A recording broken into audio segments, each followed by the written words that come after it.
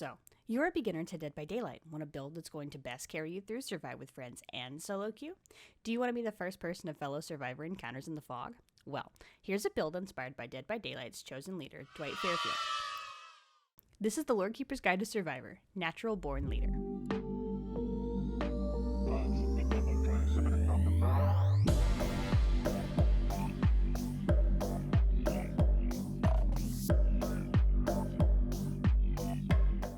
The rules of a Lorekeeper's Guide are simple. Number 1, each build must have at least one perk that is unique to that survivor. Number 2, each perk must have an alternative to swap out that will be shown later in the video.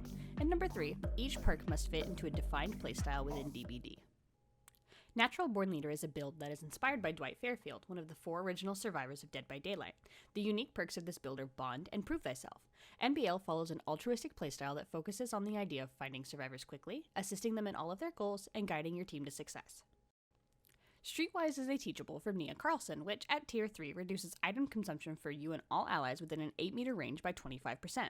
An additional bonus is that if you have to leave behind a generator or an injured survivor because you're the unlucky bastard who was selected to run by the killer, this effect will persist for any remaining survivors you leave behind for 15 seconds. That is to say, you're still assisting those survivors you leave behind while you multitask not getting hooked. Prove Thyself is our first of 2 Dwight perks that are featured in this build. Specifically for generators, Prove Thyself at tier 3 gives a 10% repair speed bonus for every additional survivor working on a generator within 4 meters by 10%. The downside to this is that only one Prove Thyself bonus can be active at a time, meaning they cannot stack with other Dwights. I guess there really is only one leader after all. Bond is the second of 2 Dwight perks that are featured in this build. Bond is a key perk for this build because it'll show you, at tier 3, all auras for allies within a 36-meter range. Don't worry though, Bond doesn't trigger things like distortion for your allies, so this is a win-win. The point of Bond is that, should your offerings not work and you are by yourself either at the beginning of a match or after a chase, you can easily find your allies to maximize output for your team. Better Together is our Nancy teachable wildcard on this one. It will mark the generator that you're currently working on in yellow for all allies within 32 meters, and at tier 3, if a killer downs a survivor while you're working on that generator, you'll see all survivors for 10 seconds. Better Together is a flex perk for this build as survivors may be hesitant to work on a yellow generator thanks to killer perks like Trail of Torment. But anyways, if you're surviving with friends, you can communicate your Better Together to them, in hopes that this will get people to come to you to benefit from your Prove Thyself. For this build, you're going to play the role of a scout, so a map, preferably a rainbow map, or a gay burrito as we call it, is your best option. Your best add-ons for this are going to be the crystal beads, so you can briefly show all of your allies where generators, chests, and other items you've scouted are, and either the odd stamp, which makes your map radius bigger, or the retardant jelly, which slows down the burning of your map. Alternatives for the crystal bead can be the glass bead, which instead of showing everyone where all of your items are, lets you put a single marker on the map for everyone to see.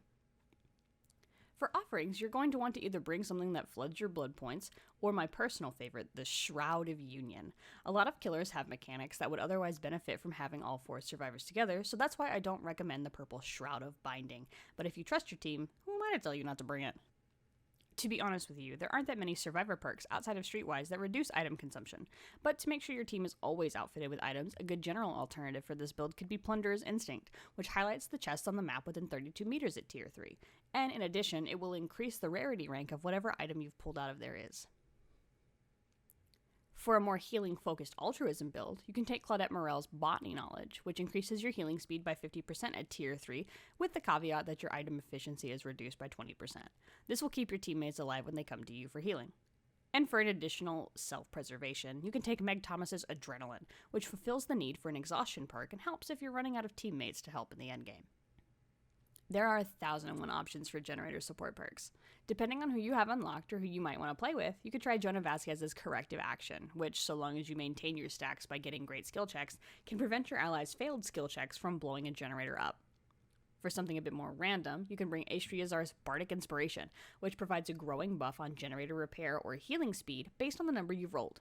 And, alternatively, you can bring Dwight's other buffing perk, Leader, which buffs everything except for generator repair by 25% at tier 3, so long as they're in an 8-meter range from you, and like Streetwise, Leader persists even after you're gone.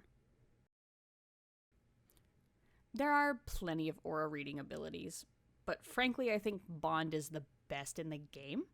Claudette Morel's Empathy lets you see the auras of all injured survivors within 128 meters, giving a higher range of view in exchange for a caveat.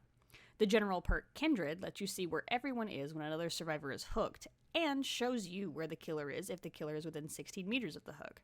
When you're on the hook with Kindred, you allow all allies to see each other so that they can navigate getting you off the hook. Ellen Ripley's Lucky Star is kind of situational, but upon leaving a locker when injured, you get all kinds of quiet and can see survivors and the closest generator to you so long as you maintain that 30-second cooldown at Tier 3. The intended difference in Bond and Better Together is that while Bond helps you see the other survivors, you also need them to find you so that you're not running around the map doing nothing but chasing down your fellow man. Yuichi's empathic connection is a good substitute that removes the generator effect in exchange for letting all survivors who are injured see you within 96 meters at Tier 3. It also raises your healing speed of others by 30%. Ace's perk Open-Handed doesn't let you see other survivors, but it does increase the aura reading abilities of you and your friends by 16 meters at Tier 3, which will buff Bond or any other sort of aura reading abilities, making it easier to find you.